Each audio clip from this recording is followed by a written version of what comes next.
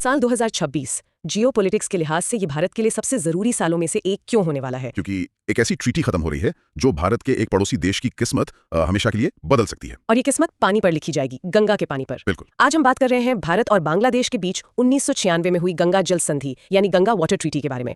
ये 30 साल पुरानी संधि 2026 में समाप्त हो जाएगी और इसे लेकर बातचीत का एक बहुत ही मुश्किल दौर शुरू हो चुका है। और बांग्लादेश बेहद नर्वस है।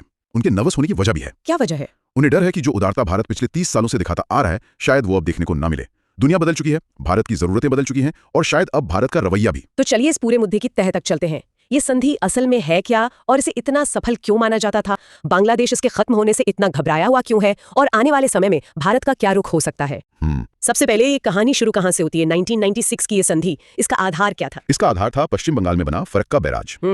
इसे समझना बहुत जरूरी है। जब गंगा नदी उत्तर प्रदेश और बिहार से होते हुए पश्चिम बंगाल में फरक्का तक पहुंचती है, फरक्का में, हाँ, तो वहां ये दो हिस्सों में बढ़ जाती है। एक हिस्सा हुगली, वो कलकत्ता की तरफ चला जाता है, और जो मुख्य धारा है जिसे पद्मा कहते हैं, वो बांग्लादेश में चली जाती है। और फरक्का बैराज इसी बटवारे को कंट्रोल करता है। बिल्कुल। पर इसका एक और बहुत बड़ा मकसद था जो कई लोग नहीं जानते। अच्छा। फरक्का बैराज बनाने का जो मुख्य उद्देश्य था वो था कलकत्ता बंदरगाह को बचाना। कलकत्ता पोर्ट को कैसे? हुगली नदी में पानी का बहाव कम होने की वजह से उसमें बहुत ज्यादा गाद मतलब सिल्ट जमा हो रही थी। इससे बंदरगाह के बंद होने का खतरा था। तो बैराज इसलिए बनाया गया ताकि गंगा का ज्यादा पानी हुगली की तरफ मुड़ा जा सके, जो गाद को बहाकर समुद्र में ले जाए। अच्छा, तो ये सिर्फ एक मीटर नहीं है जहां से हिसाब किताब शुरू होता है, बल्कि ये भारत के एक प्रमुख बंदरगाह के लिए एक लाइफलाइन है। सही पकड़ा। तो यहीं से सारा विवाद शुरू हुआ होगा, क्योंकि जो पानी कोलकाता जाएगा वो बांग्लादेश नहीं जाएगा। बिल्कुल। और इसी विवाद को सुलझाने के लिए 1996 में ये संधि हुई। इसका हिसाब किताब बड़ा सीधा साधा रखा गया, खासकर सूखे मौसम के लिए। सूखा मौसम मतलब 1 जनवरी से 31 मई के बीच, जब पानी की सबसे ज्यादा किल्लत होती है। चलिए इसे परत दर परत समझते हैं। ये बंटवारा असल में होता कैसे है? इसे आसान भाषा में समझने के लिए 3 नियम बनाए गए। सब कुछ इस पर निर्भर करता है कि फरक्का में पानी का बहाव कितना है, जिसे क्यूसेक में नापते हैं। पहला नियम, अगर फरक्का में पानी का बहाव 70,000 क्यूसेक से कम है, यानी पानी की बहुत कमी है, 70,000 से कम, हाँ, तो भारत को सिर्फ 40,000 क्यूसेक मिलेगा और बाकी सब कुछ बांग्लादेश को चला जाएगा। मतलब पानी कम होने पे ज्यादा हिस्सा बांग्लादेश को मिलता है। ये तो काफी उदार बात लगती है। बिल्कुल है। दूसरा नियम, अगर भाव 70,000 से 75,000 क्यूसेक के बीच है तो पानी आधा आधा, 50-50। और तीसरा नियम जो सबसे जरूरी है, वो एक गारंटी है। गारंटी? कैसी गारंटी? अगर पानी का बहाव बहुत ही ज्यादा कम हो जाए, तब भी भारत ये सुनिश्चित करेगा कि 10-10 दिन के चक्र में बांग्लादेश को कम से कम 35,000 क्यूसेक पानी मिलता रहे, चाहे कुछ भी हो जाए। 35,000 क्यूसेक? यहाँ पर एक बात सोचने वाली है। भारत की आबादी बांग्लादेश से लगभग 8 गुना ज्यादा है और हमारी पानी की जरूरतें भी उसी हिसाब से ज्यादा हैं। फिर भी पानी का बंटवारा लगभग 50-50 का है। ये तो भारत की तरफ से एक बहुत बड़ा डिप्लोमेटिक जेस्चर था। बिल्कुल था। और इसी उदारता की वजह से पिछले 30 सालों में बांग्लादेश की कृषि, उनका एग्रीकल्चर फला फूला है। उनकी पूरी अर्थव्यवस्था इन नदियों पर बहुत ज्यादा निर्भर है, सिर्फ गंगा या पद्मा पर ही नहीं बल्कि ब्रह्मपुत्रा पर भी। अगर ये पानी रुक जाए या कम हो जाए तो लाखों लोगों की जिंदगी और रोजगार पर सीधा असर पड़ेगा। मुझे याद है एक बार बांग्लादेश के एक जल विशेषज्ञ ने कहा था कि फरक्का हमारे लिए जीवन और मरण का सवाल है। तो अगर सब इतना अच्छा चल रहा था, संधि ने 30 साल तक काम किया, तो बांग्लादेश अब इतना नर्वस क्यों है? संधि को वैसे का वैसा रिन्यू किया जा सकता है ना, इसमें दिक्कत क्या है? दिक्कत है भारत का बदलता हुआ रुख। बांग्लादेश की घबराहट की सबसे बड़ी वजह यही है। क्या मतलब? वो देख रहे हैं कि पाकिस्तान के साथ जो हमारी सिंधु जल संधि है, मतलब इंडस वाटर ट्रीटी, भारत ने उस पर अब एक सख्त रवैया अपनाना शुरू कर दिया है। हाँ, उरी और पुलवामा हमलों के बाद ये बातें उठी थी। बिल्कुल। भारत ने कई बार कहा है कि खून और पानी एक साथ नहीं बह सकते और हम संधि की समीक्षा कर सकते हैं। तो आप कह रहे हैं कि भारत का रवैया सिंधु संधि को लेकर सख्त हुआ है और बांग्लादेश को डर है कि वही सख्ती अब गंगा के पानी पर भी लागू होगी? हाँ, यही डर है कि भारत अब अपनी बढ़ती आबादी और पानी की जरूरतों को पहली प्राथमिकता देगा। वो इंडिया फर्स्ट की पॉलिसी अपनाएगा। और अब ये सिर्फ विदेश नीति का मामला नहीं है। अच्छा। उत्तर प्रदेश और बिहार जैसे राज्यों में पानी की मांग बढ़ रही है और वहां की सरकारें केंद्र पर दबाव डाल रही हैं कि पहले अपने किसानों और नागरिकों की जरूरतें पूरी की जाएं। ये एक बड़ा घरेलू राजनीतिक मुद्दा बन चुका है। ऊपर से क्लाइमेट चेंज का असर भी तो है। हम लगातार हीट वेव्स और सूखे की खबरें सुन रहे हैं। इसका नदियों पर क्या असर पड़ रहा है? बहुत गहरा असर पड़ रहा है। हिमालय के ग्लेशियर्स, जो गंगा जैसी नदियों का मुख्य स्रोत है, वो तेजी से पिघल रहे हैं। मॉनसून का पैटर्न बदल रहा है। तो मतलब नदियों में पानी कम हो रहा है? साल दर साल कम होता जा रहा है। तो भविष्य में पानी कम होगा और मांगने वाले ज्यादा होंगे। लड़ाई बढ़ना तो तय है। मतलब ये एक परफेक्ट स्टॉर्म जैसा है। एक तरफ नदी में पानी कम हो रहा है, दूसरी तरफ भारत की घरेलू जरूरतें बढ़ रही हैं और तीसरी तरफ भारत की विदेशी नीति ज्यादा असर्टिव हो रही है। कोई भी देश ऐसी स्थिति में घबरा जाएगा। सही समझे। इसीलिए बांग्लादेश चाहता है कि नई संधि में उसे पानी की और ज्यादा गारंटी मिले, जो आज के हालात में बहुत मुश्किल लगता है। लेकिन यहाँ कहानी में एक और दिलचस्प मोड़ आता है।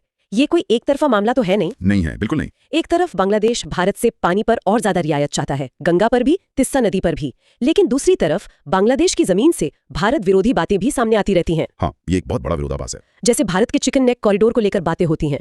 चिकन नेक या सिलीगुड़ी कॉरिडोर वो 22 किलोमीटर का संकरा सा गलियारा है जो पूर्वोत्तर भारत के 7 सिस्टर स्टेट्स को बाकी देश से जोड़ता है। भारत के लिए रणनीतिक रूप से बहुत संवेदनशील है। फिक्स का सिंपल एनालिसिस चाहते हैं तो इस चैनल को सब्सक्राइब करना ना भूलें। और जब ऐसी बातें उठती हैं तो भारत में ये सवाल पूछा जाना लाजमी है कि हम एक तरफा उदारता क्यों दिखाते रहें। सही बात है। ये कुछ वैसा ही है कि आप अपने पड़ोसी को रोज मदद करते हैं, लेकिन जब आपको जरूरत पड़ती है तो वो मना कर देता है। कूटनीति एक टू वे स्टेट होती है ना। और ये सिर्फ गंगा का मामला नहीं है। तीस्ता नदी का समझौता तो सालों से अटका पड़ा है। बिल्कुल।